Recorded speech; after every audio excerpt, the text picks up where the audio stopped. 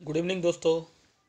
एक बार फिर से स्वागत है आपके अपने यूट्यूब चैनल एएमयू क्लास के टीजीटी पीजीटी कला टेस्ट सीरीज के रात के 8 बजे के आज के इस वीडियो में। मित्रों, कल रविवार को हमने जो है क्लास नहीं दिया और टेलीग्राम पे भी क्वेश्चन नहीं डाला क्योंकि हम घर से काफ़ी दूर थे और मेरे पास समय नहीं था, इसलिए मैंने पहले ही नोटिस डाल दिया ताकि जो है सबको समय से अवेलेबल हो जाए। कुछ लोगों का कमेंट्स आया भी कि सर आपने लिंक आज नहीं भेजा मेरे लिए, तो उनको नोटिफिकेशन मेरे ख्याल से नहीं दिखी होगी। तो जब भी आप चैनल को सब्सक्राइब करें तो बेल आइकन जरूर दबा कर रखें ताकि आपको जो भी अपडेट नोटिफिकेशन होती है वो आपको मिलती रहेगी।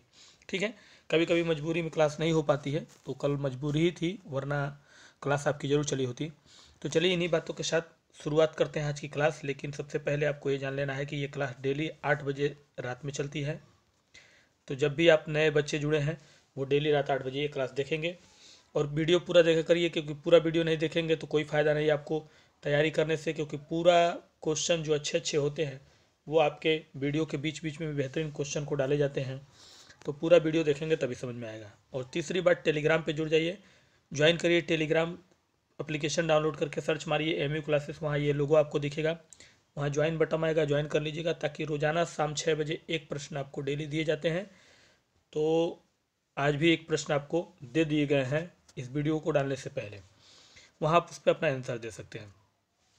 तो चलिए मित्रों, शुरू करते हैं आज का पहला प्रश्न। और आज हमने लिया है आपकी जैन और अपभ्रंश, जैन और अपभ्रंश शैली से संबंधित प्रश्नों के कुछ बेहतरीन सीरीज है आज। तो उसी से संबंधित 20+ प्रश्नों की आज हमने सीरीज लिए हैं। और इसके पहले पाल शैली से संबंधित 2 पार्ट मैंने पढ़ा दिए हैं जिसमें अच्छे खासे क्वेश्चन है, कुछ बच गए होंगे तो कई कमेंट्स आए हैं उनको भी जल्दी ही जोड़ देंगे। तो अगर पसंद आए वीडियो तो लाइक शेयर और कमेंट करना मत भूलिएगा। और आइए शुरू करते हैं। पहला प्रश्न देखिएगा हमारा क्या पूछ रहा है। प्रश्न का कहना है कि ऋषभनाथ की आकृति किस रंग में बनाया गया है। ऋषभनाथ की आकृति, ऋषभनाथ की जो आकृति है उसको कौन से रंग में बनाया गया है। नीला रंग में बनाया गया है, हरा रंग में, स्वर्ण रंग में या काला रंग में। तो जैन और अपभ्रंश दोनों शैली से संबंधित प्रश्नों की आज की 20+ प्रश्न की सीरीज है ये। और पहला प्रश्न आपका आपके स्क्रीन पे है जो आपसे पूछा जा चुका है। और कमेंट्स के माध्यम से आप अपने उत्तर को मेरे उत्तर से पहले देंगे और अपने टेस्ट को अच्छे से जारी रखेंगे। और डिस्कशन करते रहिएगा आप टेलीग्राम पे एक दूसरे से प्रश्नों के साथ, उससे भी आपकी तैयारी अच्छी रहेगी। आप करते हैं ये देखने को मिलता है, अच्छी बात है। और हमारे पहले प्रश्न का जो सही जवाब होगा वो हो जाएगा स्वर्ण रंग। ऋषभनाथ की आकृति जिस रंग में बनाया गया वो स्वर्ण रंग था, यानी सोने के आकार का रंग। ठीक है, प्रश्न संख्या 2 देखिएगा। दूसरा प्रश्न मित्रों पूछ रहा है कल्पसूत्र ग्रंथ के चित्रण किस शैली में हुए। कल्पसूत्र ग्रंथ का जो चित्रण हुआ है वो कौन सी शैली में हुआ है। राजस्थानी शैली में हुआ है, पाल शैली में, जैन शैली में या पहाड़ी शैली में। तो इनमें से वो कौन सी शैली है जहाँ पे कल्पसूत्र ग्रंथ के चित्रण हुए हैं। ये है प्रश्न संख्या 2। और भर्तियाँ आएंगी ये सोच के कई लोग कमेंट्स किए हैं कि सर आचार संहिता लागू होगी, भर्तियाँ नहीं आएंगी। यही सब चीज़ें आपको माइनस कर देती हैं। भर्तियाँ को आना है तो आना है, अब वो थोड़ा सा आपसे लेट लगा सकता है। तो ये आपके लिए अच्छी बात है कि अगर थोड़ा सा समय मिलता है तो जो तैयारी आपकी बच गई है वो आप रेगुलरली वीडियो के माध्यम से और अपने बुक के माध्यम से पढ़ के तैयार कर लेंगे। आप रेगुलर बने रहिए। भर्ती कब आएगी, जब भी आएगी अचानक आएगी, और तब आप जो है लड़खड़ा जाएंगे, अपने आप को संभाल नहीं पाएंगे। जब रेगुलर बने रहेंगे तो जब ही भर्ती आएगी आपको उसका बेनिफिट बहुत अच्छे से मिलेगा। ठीक है, तो दूसरे प्रश्न का हमारा जो सही जवाब होगा वो हो जाएगा जैन शैली। कल्पसूत्र का चित्रण जिस शैली में हुआ वो थी जैन शैली। ठीक है, प्रश्न संख्या 3 की तरफ बढ़ेंगे। तीसरा प्रश्न देखिएगा आपके स्क्रीन पे है। और प्रश्न का कहना है कि महावीर की आकृति में कौन सा रंग भरा गया है।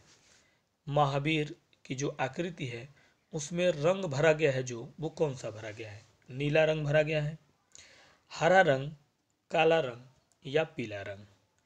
प्रश्न संख्या 3 जैन और अपभ्रंश शैली से संबंधित प्रश्नों की 20+ सीरीज आज के इस वीडियो में आप देख रहे हैं। और उम्मीद करता हूं कि आज भी आपकी ये वीडियो जो हम आपको दे रहे हैं, मुहैया करा रहे हैं, वो पसंद आएगी। अगर पसंद आएगी मित्रों तो लाइक, शेयर और कमेंट्स करना मत भूलिएगा। तो तीसरे प्रश्न का हमारा जो सही जवाब होगा वो हो जाएगा पीला। क्या हो जाएगा? पीला। महावीर की आकृति में जिस रंग को भरा गया वो रंग था येलो, पीला। प्रश्न संख्या 4 की तरफ बढ़ेंगे। चौथा प्रश्न पूछ रहा है आपसे, किस शैली के चित्र भड़कीले हैं और उनमें सुनहरे रंग की अधिकता है? यानी इसमें से वो कौन सी शैली है जिसके जो चित्र है वो भड़कीले भी हैं और उन रंगों में सुनहरे रंग की अधिकता, अधिकता मतलब सुनहरे रंग की मात्रा, अधिकता का मतलब ज्यादातर सुनहरे रंगों का यूज किया गया है। क्या वो पहाड़ी शैली थी? क्या वो राजस्थानी शैली है?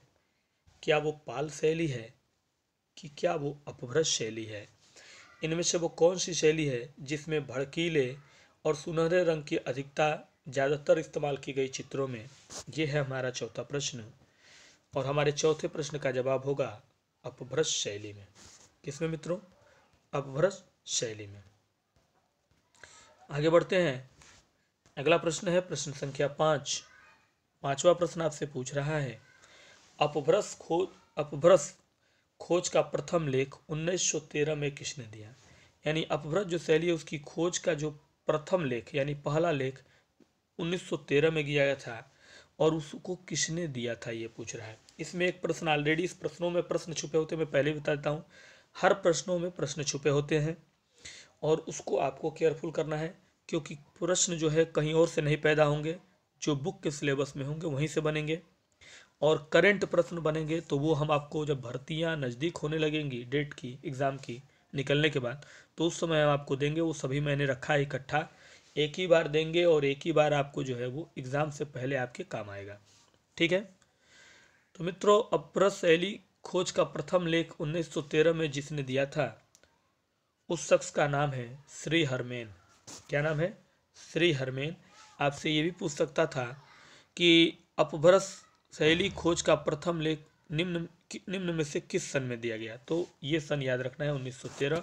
किसके द्वारा दिया गया? तो श्री हरमेन के द्वारा। तो दो प्रश्न यहाँ पे आपके सामने हैं, बस आपको केयर करके रखना है। अगला प्रश्न देखिएगा, प्रश्न संख्या 6 पूछ रहा है कि कल्पसूत्र के स्वर्ण अक्षरों से लिखी लिपि का काल है। देखिएगा, हाल नहीं है, ये क है, काल है। क्या है? कल्पसूत्र के स्वर्ण अक्षरों से, यानी कल्पसूत्र जो स्वर्ण अक्षरों से लिखी गई है उसकी लिपि, यानी जो स्वर्ण अक्षरों से लिपि की गई है, लिखी गई है उस कल्पसूत्र, उसका काल क्या है? काल मतलब ईस्वी से है यहाँ पे कि उसका समय काल क्या था। 1445 ईस्वी थी, 1460 ईस्वी थी, 1467 ईस्वी थी या 1470 ईस्वी थी? तो उम्मीद करता हूँ कि प्रश्न समझ गए होंगे आप। कल्पसूत्र जो स्वर्ण अक्षरों से लिखी गई है और उसका समय काल क्या है, यही है हमारा छठा नंबर प्रश्न। और छठे प्रश्न का जो राइट आंसर होगा वो हो जाएगा 1467 ईस्वी में। क्या काल रहा है? 1467 ईस्वी में। और इसी से रिलेटेड एक क्वेश्चन मैंने डाल दिया है, डिस्कशन करने से अच्छा है कि इसको मैं डाल दिया हूँ, देख लीजिए। 7वां प्रश्न है आपका, कल्पसूत्र की स्वर्ण अक्षरों से लिखी प्रति कहाँ प्राप्त हुई? ठीक है, कल्पसूत्र की जो स्वर्ण अक्षरों से लिखी प्रति है वो हमें कहाँ प्राप्त हुई है? इसके पहले क्या पूछा था? काल क्या था? तो आपने देखा ही, काल क्या था? 1467 था। और यहाँ पूछ रहा है कि कल्पसूत्र की स्वर्ण प्रति जिसका काल था 1467, वो हमें प्राप्त कहाँ से हुई है? जौनपुर से, मथुरा से, गुजरात से या अहमदाबाद से? ठीक है। तो उससे रिलेटेड एक और प्रश्न है जिसको मैंने इसमें बना दिया था, इस प्रश्न को जब मैंने देखा था तो। और इसका सही उत्तर होगा जौनपुर। कहाँ से? बनारस के सटे है जौनपुर, वहाँ से प्राप्त हुई थी। ठीक है, आगे बढ़ते हैं। प्रश्न संख्या 8 को देखेंगे। 8वां प्रश्न आपका देखिएगा स्क्रीन पे है और 8वां प्रश्न पूछ रहा है कि जैन शैली के सर्वाधिक चित्र किस पर बने हैं? जो जैन शैली है उसके सबसे अधिक जो चित्र बने हैं वो किस चीज पर बने हैं? कागज पर बने हैं, ताड़पत्र पर बने हैं, दीवारों पर बने हैं या शिलाओं पर बने हैं? शिलाओं से आशय पत्थरों पे गुफाओं के, ठीक है, इससे शिलाओं से यहाँ पे आशय यही है। तो जैन शैली में चित्र तो बहुत बने, लेकिन सर्वाधिक चित्र किस पर बने, ये यहाँ सवाल है। सबसे अधिक, सबसे ज़्यादा चित्र किस पर बने। ठीक है, तो इस प्रश्न का हमारा जो सही जवाब होगा वो मित्र हो जाएगा ताड़पत्र पे। कहाँ बने थे? ताड़पत्र पे। कमेंट करते जाइएगा, कोई भी सवाल हो, कोई भी दिमाग में आपके जहन में हो तो जरूर डालिएगा, उस सवाल को डिस्कशन अगले वीडियो में किया जाएगा। 9 नंबर प्रश्न पे पहुंचते हैं हम। 20+ प्रश्नों की जैन और अपभ्रंश शैली से संबंधित प्रश्नों की सीरीज में 9 नंबर प्रश्न पूछ रहा है, सावन का महीना किस शैली का चित्र है? सावन का महीना, वो शैली कौन सी है जिसका ये चित्र रहा है? दक्षिणी शैली रही है, पाल शैली रही है, अजंता शैली रही है, या जैन शैली रही है? इनमें से कौन सी शैली रही है जिसमें सावन का महीना नामक नाम का चित्र जो है हमको देखने को मिलता है? ठीक है, 9 नंबर प्रश्न, और इसका सही जवाब जो होगा वो हो जाएगा जैन शैली। ठीक है, तो ड्रॉप करते जाइएगा फटाफट आंसर मेरे उत्तर से पहले। और आज भी आपको टेस्ट करना है मित्रों कि कितना है आज आप सही अपने इस शैली से संबंधित प्रश्नों की सीरीज में, और जो छूट जाएगा वो आगे के वीडियो में आपको मिलता जाएगा। याद जरूर दिलाइएगा। कुछ प्रश्न जो है हमारे मित्र भाई जो भी मेल फीमेल हैं व्हाट्सएप पे भी कर दे रहे हैं कि सर हमने ये प्रश्न भेजा है, ज़रा इसे देख लीजिए और इसे जो है पढ़ा दीजिए। यानी सबसे अच्छी बात यह है कि वो चाहते हैं कि हमारे अलावा और भी लोग जानें, और यही सबसे अच्छी प्लस पॉइंट है। और इसी बात को लेकर मैं बहुत खुश हूँ कि आप सभी हमें सपोर्ट दे रहे हैं। ठीक है, तो 10वां प्रश्न कह रहा है कि निम्न में से किस शैली को गुजरात शैली के नाम से भी पुकारा जाता है? गुजरात शैली के नाम से पुकारा गया किस शैली को? अजंता शैली को, जैन शैली को, मुगल शैली को, या इनमें से वो कोई शैली नहीं है जिसे हमने गुजरात शैली के नाम से नहीं पुकारा? ठीक है, तो 10 नंबर प्रश्न जो है वो हो जाएगा आपका जैन शैली। जैन शैली को हमने गुजरात शैली के नाम से भी पुकारा, यानी उसको गुजरात शैली का नाम भी दर्जा दिया गया। 11 नंबर प्रश्न देखिएगा, प्रश्न संख्या 11 क्या कह रहा है? 11 नंबर प्रश्न का कहना है कि किस शैली के चित्रों में सीमांकन रेखाओं को नीब की सहायता से स्याही से बनाया गया? यानी किस शैली में चित्रों में जो सीमांकन रेखाएं हैं, यानी जो सीमांकन रेखाएं हैं, जो रेखाएं, उनको नीब की सहायता से, नीब मतलब कि आपको एक दिन और भी मैंने प्रश्न पढ़ाया था, नीब स्याही वाले पेन का नीब, उसमें स्याही से बनाया गया, यानी स्याही वाला नीब की सहायता से उसके चित्रों के सीमांकन के रेखाओं को बनाया गया। वो कौन सी शैली थी ये पूछ रहा है। राजस्थानी शैली है, पाल शैली है, मुगल शैली है, या अपभ्रंश शैली है? ठीक है, तो प्रश्न अच्छे हैं और बेहतरीन है, दोहराइएगा जरूर, इसको मिस मत करिएगा। और इसका उत्तर होगा आपका अपभ्रंश शैली। क्या होगा? अपभ्रंश शैली इसका उत्तर होगा। 12 नंबर प्रश्न की तरफ बढ़ेंगे। प्रश्न संख्या 12 देखिएगा, 12 नंबर प्रश्न हमारा आपकी स्क्रीन पे है मित्रों, और 12 नंबर प्रश्न पूछ रहा है कि जैन लघु चित्रों की विशेषता है। जैन लघु चित्रों की जो विशेषता रही है, खासियत रही है, वो क्या रही है? विशेषता का अर्थ आशय खासियत से है, यानी हर दौर के चित्रों की एक अपनी खासियत है। तो जैन लघु चित्रों की क्या खासियत है? बौनी आकृतियां रही हैं, परली आँख का दिखना, पशु पक्षी चित्रणों की खासियत रही है, या प्रकृति चित्रण वो किया करते थे, ये उनकी खासियत रही है। तो क्या खासियत रही है? जैन लघु चित्रों की विशेषता क्या रही है, क्या खासियत रही है? तो 12 नंबर प्रश्न जो कह रहा है उसका जो सही जवाब होगा वो होगा परली आँख का दिखना। इसकी खासियत रही है, परली आँख का दिखना उस चित्रकला की खासियत है। ठीक है, 13 नंबर प्रश्न पे पहुंच रहे हैं, और 13 नंबर प्रश्न का हम जिक्र करेंगे आज। प्रश्न संख्या 13 पूछा है, जैन शैली में किस रंग की प्रधानता है? जैन शैली में चित्रकारी भी की गई, रंगों का इस्तेमाल भी किया गया, लेकिन उन रंगों में प्रधानता कौन सी है? किस रंग की प्रधानता जैन शैली में ज़्यादा है? यानी प्रधानता मतलब प्रेफरेंस है, प्रेफरेंस मतलब कि जब से सबसे ज़्यादा उसको प्रेफरेंस दिया गया, उस रंग को। पीले रंग की, काले रंग की, नीले रंग की, या सफ़ेद रंग की? किस रंग को प्रेफरेंस दिया गया जैन शैली में? किस रंग को प्रधान रंग के रूप में दिया गया जैन शैली के चित्रकला में, कला में, चित्रों में? ठीक है, तो मित्रों हमारे इस प्रश्न का राइट आंसर होगा पीले रंग का। किस रंग का? पीले रंग का। ठीक है, ड्रॉप करते जाइएगा उत्तर से पहले,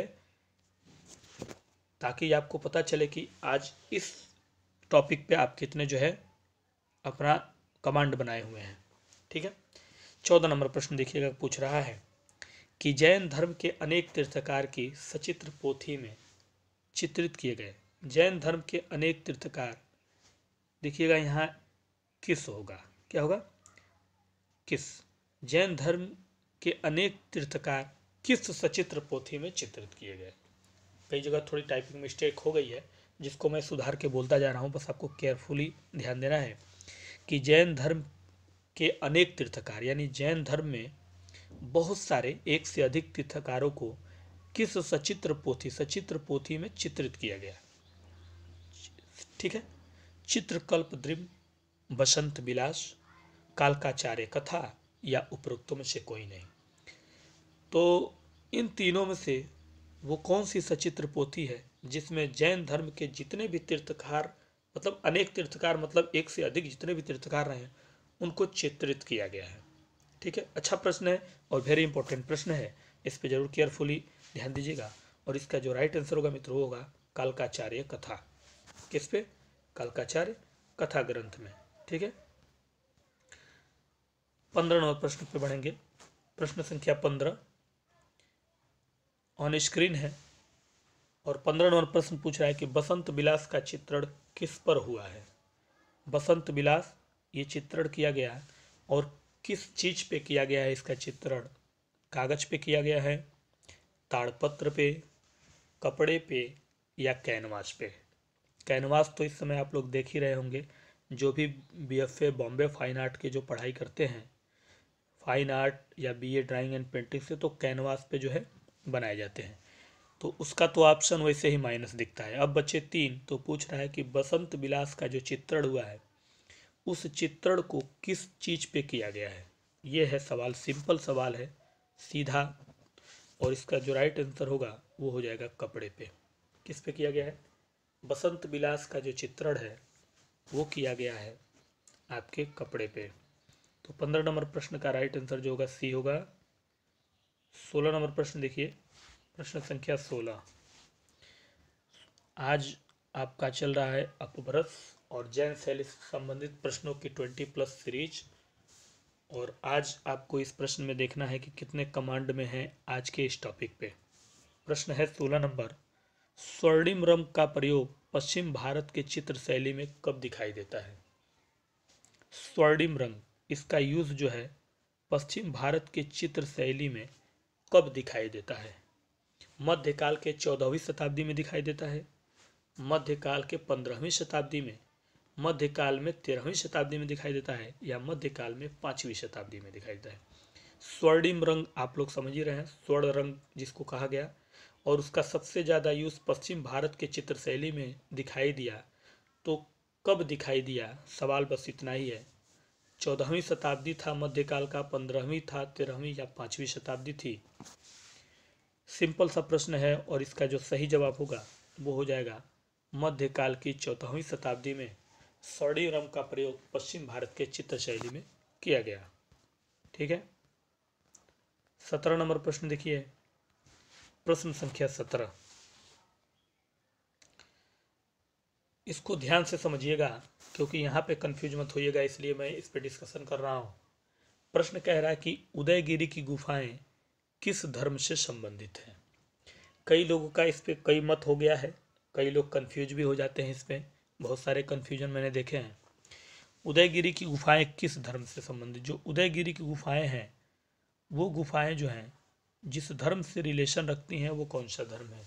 बौद्ध धर्म है, जैन धर्म है, हिंदू धर्म है, या इनमें से कोई भी ऐसा धर्म नहीं है जिससे वो संबंध रखती हैं वहाँ की गुफाएं। ठीक है, तो कई जगह आपको जो है जैन धर्म से मिलेगा आंसर, और कई जगह आपको लोग हिंदू धर्म से बताएंगे।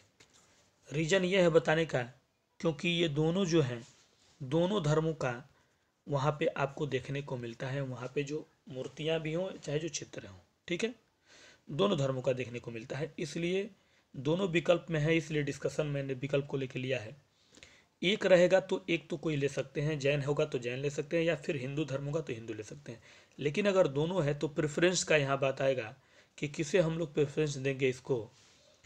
तो प्रेफरेंस के आधार पर पहले हम इस पर डिस्कशन ये करेंगे कि उदयगिरी की जो गुफाएं हैं उसमें लगभग 20 गुफाएं हैं। पहले तो ये जान लीजिए, उदयगिरी में गुफाओं की संख्या जो है वो 20 है। ठीक है। अब 20 गुफाओं में विष्णु के भी जो है मिले हैं, उसमें धर्म से संबंधित, आपके शिव धर्म से दुर्गा का, ये सब चीज़ें मिले हैं। लेकिन गुफा संख्या 1 और 20 जो है, यानी पहला और 20वां, खासकर 20वां को कम कहा गया लेकिन पहले को, तो पहले और 20वें दोनों को लीजिए, ये जो दोनों जो है वो जैन धर्म से संबंधित उसमें देखने को आपको मिलेंगे। ठीक है। उदयगिरी में गुफाओं की संख्या 20 है, जिसमें पहले और 20वें में जैन धर्म से संबंधित आपको देखने को मिलेंगे। ठीक है। और उसके अलावा बचते हैं बाकी सारे।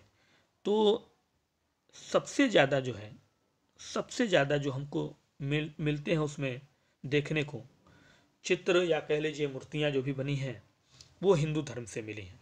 यानी 20 गुफाओं में अगर 2 की बात किया जाए जैन धर्म से, तो बाकी जो बचती हैं 18 वो हिंदू धर्म से संबंधित मिलती हैं। इसलिए इसको प्रेफरेंस दिया जाएगा दोनों विकल्पों के आधार पे। तो इसका राइट आंसर होगा हिंदू धर्म। क्या होगा? उदयगिरी की गुफाओं में किस धर्म से संबंधित? तो हिंदू धर्म है। तो दोनों धर्म से संबंधित, लेकिन दोनों विकल्प है तो प्रेफरेंस हिंदू को दिया जाएगा, क्योंकि 20 गुफाओं में 18 गुफाओं में जो चीज़ें मिली हैं वो हिंदू धर्म से ज़्यादा मिली हैं, इसलिए। ठीक है। तो उम्मीद करता हूँ कि आप इस प्रश्न को क्लियर हो जाएंगे आज इस वीडियो को देखने के बाद और इस प्रश्न को देखने के बाद। ठीक है। तो चलते हैं 18वें प्रश्न की तरफ बढ़ते हैं। आपका 18वां प्रश्न और 18 नंबर प्रश्न आपसे पूछ रहा है कि प्राचीन भारतीय भित्ति चित्रों में राजस्थानी लघु चित्रों के बीच, देखिएगा के बीच शब्द छूट गया है, के बीच, बीच में जो शब्द छूटा है यहाँ पे, चित्रों के बीच में, चित्रों के बीच की कड़ी के रूप में किन चित्रों को रखा जाता है? पूरी बात मैं बोल दे रहा हूँ, जो टाइपिंग छुटी हुई है। प्रश्न फिर से एक बार देख लीजिए, मैं बोल दे रहा हूँ। प्राचीन भारतीय भित्ति चित्रों राजस्थानी लघु चित्रों के बीच की कड़ी के रूप में किन चित्रों को रखा जाता है? ये है प्रश्न। इसमें बीच में आपका के बीच की ये शब्द छूट गया है। कड़ी के रूप में किन चित्रों को जानते हैं? ठीक है। पाल शैली को, कश्मीरी शैली को, अपभ्रंश शैली को, या इनमें से वो कोई शैली नहीं है जिसे हम प्राचीन भारतीय भित्ति चित्रों और राजस्थानी लघु चित्रों के बीच की कड़ी के रूप में रखा जाता है। तो इस प्रश्न का जो सही जवाब होगा, यानी 18 नंबर प्रश्न जो होगा उसका हो जाएगा आपका अपभ्रंश शैली। ठीक है। इसका सही जवाब होगा अपभ्रंश शैली होगा। 19 नंबर प्रश्न देखिए, प्रश्न संख्या 19 नंबर प्रश्न जो है वो कह रहा है कि ग्रामीण तथा ग्राम्य शैली के नाम से पुकारा गया। मतलब किस शैली को ग्रामीण और ग्राम्य ये दोनों शब्द इस्तेमाल करके पुकारा गया?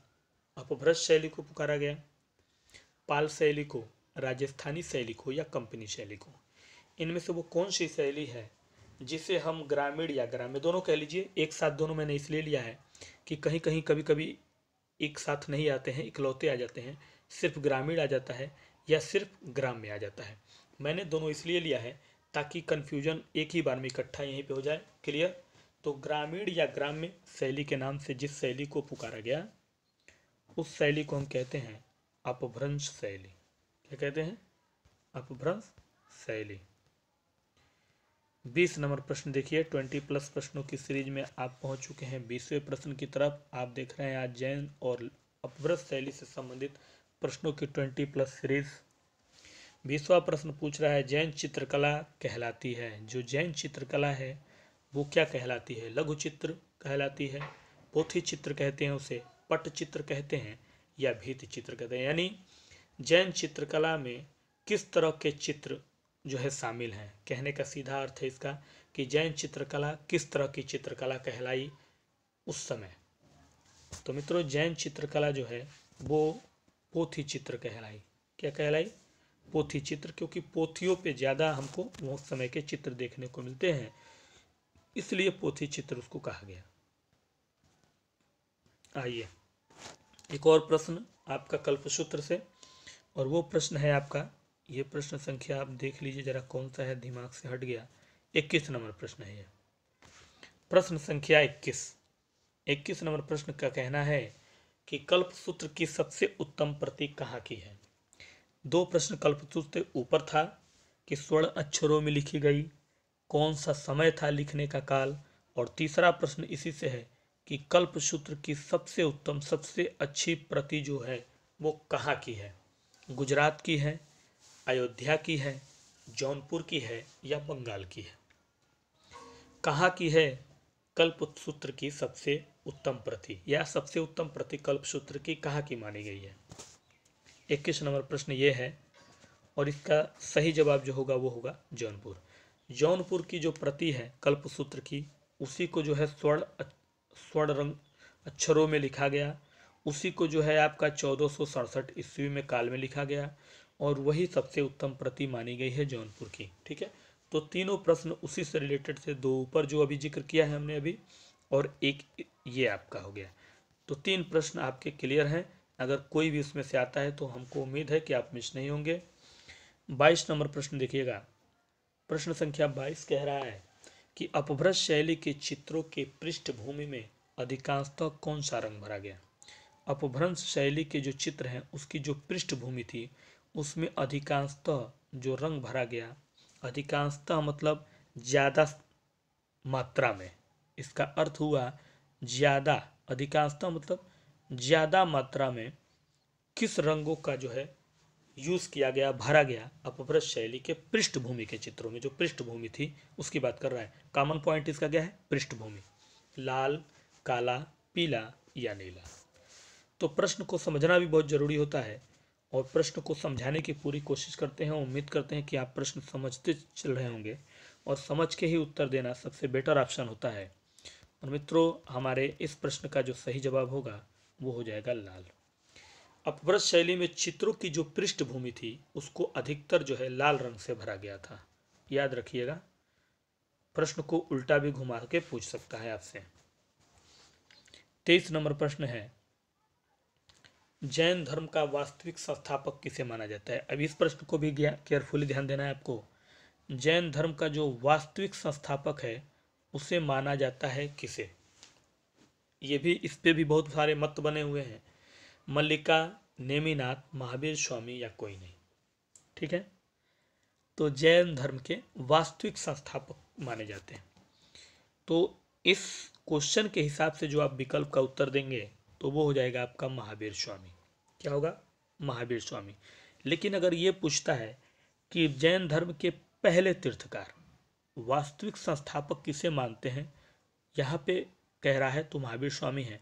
लेकिन अगर पहले तीर्थकार के रूप में जिक्र करे तो ऋषभ देव को कहेंगे। तब किसको, ऋषभ देव को, ऋषभ देव को पहले तीर्थकार के रूप में, और इनको भी संस्थापक के रूप में माना गया है। लेकिन वास्तविक संस्थापक के रूप में हम महावीर स्वामी को मानते हैं, क्योंकि महावीर स्वामी जो है वो 24वें तीर्थकार थे। कौन थे, 24वें तीर्थकार थे जैन धर्म के महावीर स्वामी। और पहले तीर्थकार के रूप में अगर पूछे तो ऋषभ देव को हम कहेंगे। इस प्रश्न के हिसाब से इसका राइट आंसर यही होगा, सी, महावीर स्वामी। 24 नंबर प्रश्न पे जिक्र करेंगे। 24 नंबर प्रश्नों की 20+ प्रश्नों की सीरीज में आप 24 नंबर प्रश्न पे हैं और 24 नंबर प्रश्न हमारा पूछ रहा है कि सर्वप्रथम स्थिर चित्रण देखने को मिलता था। सबसे पहले जो स्थिर चित्रण हमको देखने को मिलता है वो कांगड़ा चित्र में मिलता है, मुगल चित्र में मिलता है, राजस्थानी चित्र में मिलता है या जैन चित्र में मिलता है। ठीक है, 24वां प्रश्न सिंपल और सीधा प्रश्न, सर्वप्रथम यानी सबसे पहले स्थिर चित्रण देखने को मिलता है इनमें से किस चित्रकला में। ये प्रश्न का उत्तर दीजिए और एक कमेंट्स का उत्तर दीजिए कि स्थिर चित्रण का आशय क्या है। ठीक है, स्थिर चित्रण से आपके हिसाब से स्थिर चित्रण का आशय क्या है, स्थिर चित्रण का मायने क्या है, ये जरूर बताइएगा। क्योंकि बहुत सारे लोग जो है इन सब चीज़ों पे भी यदि जो है नहीं क्लियर कर पाते हैं कि स्थिर चित्रण किस कैटेगरी का होता है।